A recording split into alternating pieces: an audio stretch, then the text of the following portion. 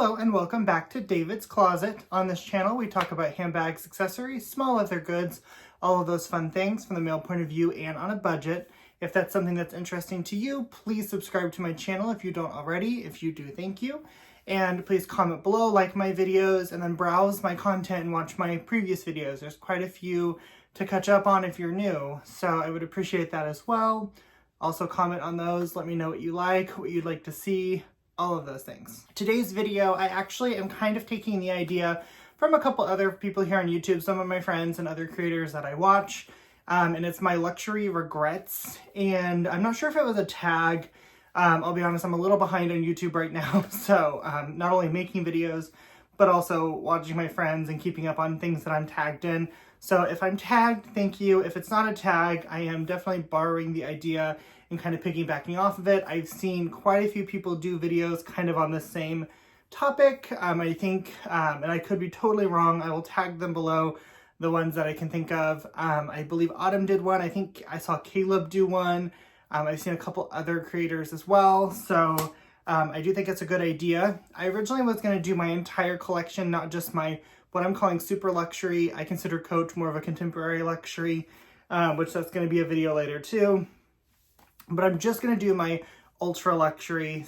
So the brands that you traditionally would think of, Gucci, Louis Vuitton, Prada, those things. So make sure you check out below because I will tag a few creators who have done similar videos. So for me, kind of like I said, I'm just going to do my ultra luxury, and I'm doing that into two subcategories. So I'm doing SLGs and then bags. And these are just going to be the bags I regret and why, or the SLGs I regret and why. I will say, when I was creating this video and kind of going through and jotting down my ideas, I really didn't have a lot to consider a luxury regret, which I'm very proud of. And I'm proud that I have the ability to say that, because these things are very, very expensive.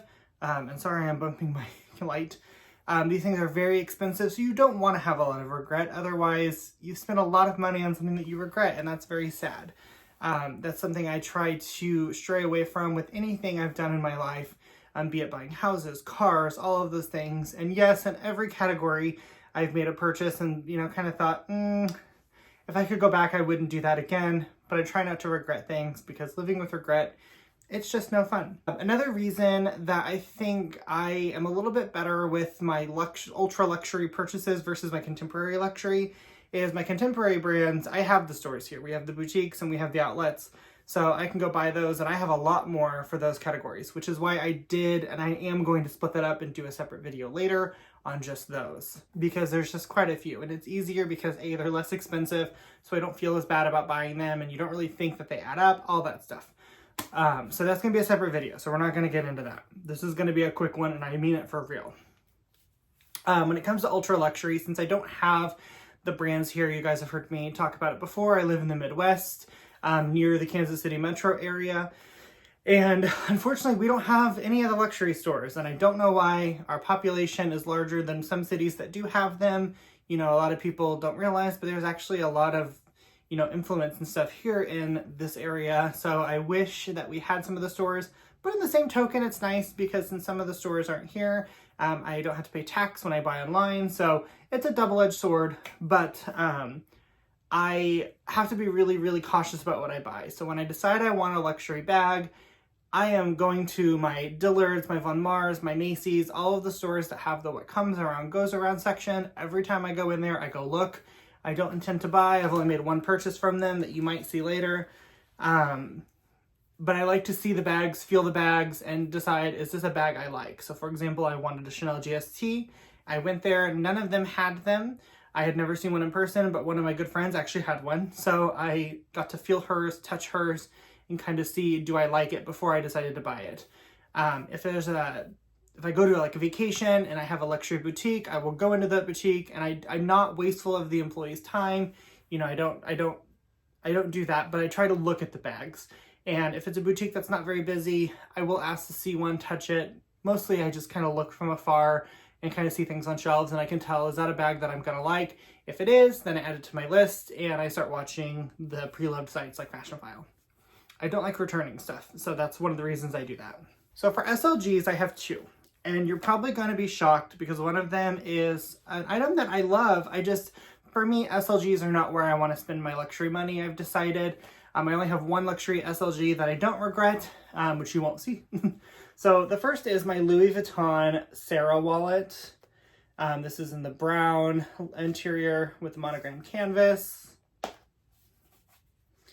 And then, of course, inside is brown.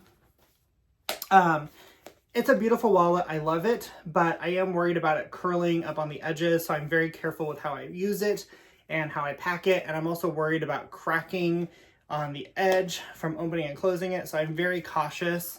So that's one of the reasons that it's a very minor regret, but it is a regret because I just can't toss it in and go. When I toss it into a bag, I have to make sure something else doesn't get shoved up under these corners and bend it. And then also this was about $700 to $800. I don't remember the exact price. I believe it was just under $800 with tax. And you know, I could have bought a bag on Fashion File for that, or a good chunk of a bag. So for me, this is definitely a little bit of a regret. I'm not getting rid of it. I do like having it, but if I could go back, I would not buy this again. Another item, and actually this is what I purchased from What Comes Around Goes Around long before I had a YouTube channel, and that is my Prada Portfolio wallet, I believe is what it's called. It's in Staffiano leather. It's black, and then it has the green and blue with the gunmetal Prada logo. And then it just has a standard zipper. And of course, this was a full set. It didn't have the box, but it came with the authenticity cards. I got the What Comes Around Goes Around authenticity card. And I had a lot of the information that came with it from whoever owned it before me, as well as it actually has a Prada pencil that I don't think has ever been used.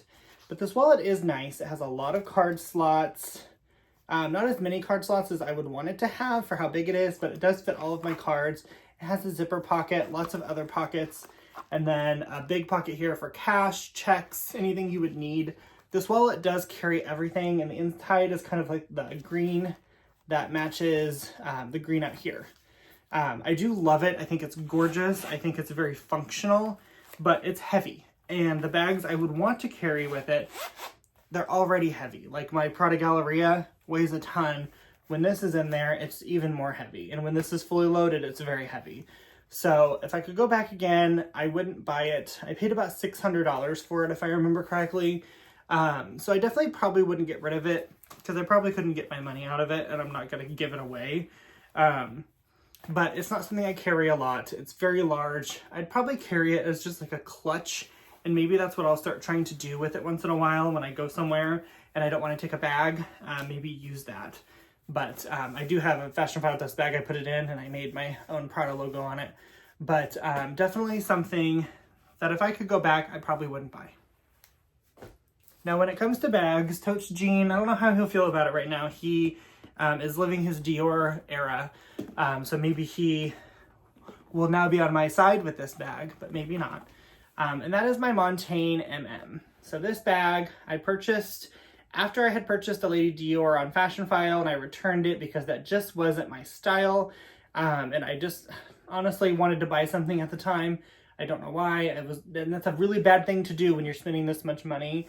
And this was a really good deal. It was actually less than the Dior was. And it was in almost excellent condition. There's a few marks on the handles. But ultimately, I would say very, very, very good to just below excellent. And the reason it was so inexpensive is it's actually missing the shoulder strap, which should be a monogram canvas strap. I don't want a monogram canvas strap. I'm actually looking for a Vachetta strap for it because that's what I think would look better. But I also don't carry my bag's shoulder typically. But with this one, because I don't reach for it, because it's not my favorite. It's beautiful, but I also don't like it because the way the handles fold in, when it's sitting on a shelf, I don't think it's as beautiful because it just looks like a triangle. So I am considering, like I said, trying to find a shoulder strap to use. I purchased a Vachetta shoulder strap on Amazon, but it ended up being a non-authentic, and I don't want that. It looked cheap, it looked awful, and it's not authentic. I don't care if I buy a Louis Vuitton one, but I don't want a non-authentic Louis Vuitton one, if you know what I mean. So I am looking for a strap here to use. I don't want to spend a ton of money, so I definitely am trying to find something on a website, kind of like Dress Up My Purse that Autumn uses, and there's a couple others too. So I'm looking for something, but I just don't grab for it. I paid about $1,600. These bags are now discontinued. I think they were roughly around $3,000 to $4,000. I don't know the exact price, but they definitely were a lot more than $1,600. So I got a good deal, but this is a bag that I am considering selling in the future. And if I could go back, I would not buy. And I hate to say it. That's really the only bag regret I have, which I'm very proud of myself for. Now there's a couple of bags that I don't want to say I regret, but I would do differently. And I'm just going to briefly talk about them. One is my Louis Vuitton Turenne MM. If I could do this again, I would purchase this in the size PM, and then I'd probably spend a little bit more and get one in a little better condition. This size is a little bit too big for me. The PM is perfect. Eva Fuchsia Floyd has the PM, and I really want it. And Autumn Beckman had this one, which is where I first learned about this bag. So that's why I got this size. And at the time, I thought bigger bags were more masculine. I don't know.